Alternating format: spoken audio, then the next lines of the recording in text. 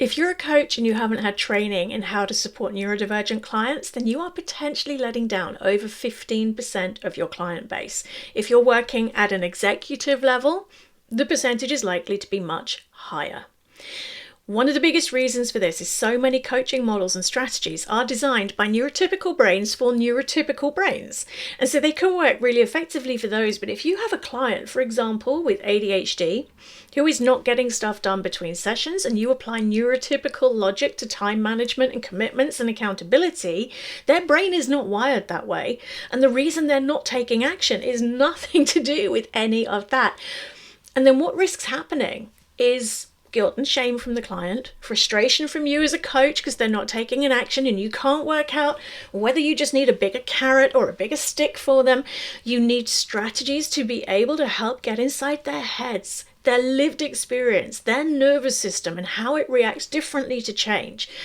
If you have a client who's autistic, their brain is going to be wired very differently to a coach or a client with a neurotypical brain. And they estimate that about 70% of neurodivergent clients who are autistic are also ADHD, which then shows up very differently to just autism or ADHD on its own.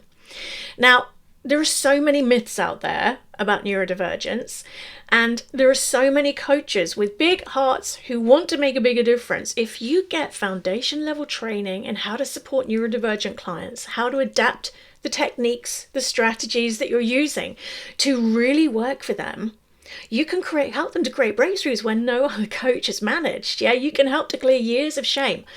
One of the other challenges you'll see is so many neurodivergent people are so good at masking that they even almost managed to convince themselves they're neurotypical. That is definitely what I had done to myself.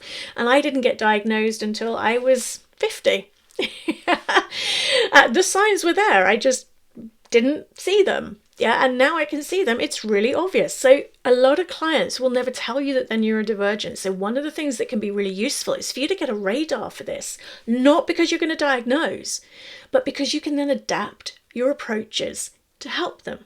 And a lot of neurodivergent masking strategies that people use to be able to cope in a neurotypical friendly world can be perceived in a coaching conversation as resistance, as avoidance. But they're not. They're actually safety mechanisms.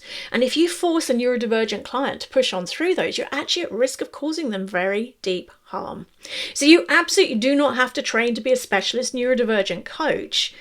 But with 15 to 20% of your clients experiencing this, and the incidence of trauma for the neurodivergent population seeming to be much higher than it is in neurotypical, for pretty logical reasons really, it's an essential foundation to be able to deeply support people. So I strongly encourage you, and it's something that we cover in depth on my Master Coach certification programs, become familiar with where your tools work for neurodivergent clients and where they might actually hinder them, and make sure that if you've got neurotypical assumptions running about what resistance looks like, about what client engagement looks like, should look like, and you're not seeing that in a client, that you've got a radar on for, okay, maybe this needs a neurodivergent approach.